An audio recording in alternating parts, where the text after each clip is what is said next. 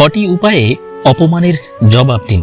Number 1, যারা আপনাকে অপছন্দ করেন তারা কিন্তু এই অপেক্ষাতেই থাকেন যে কখন আপনি কি বলবেন, তাই মেপে কথা বলুন। নাম্বার 2, অন্যের খারাপ আচরণ আপনি নিয়ন্ত্রণ করতে পারবেন না, কিন্তু নিজের আচরণ অবশ্যই আপনি নিয়ন্ত্রণ করতে পারেন।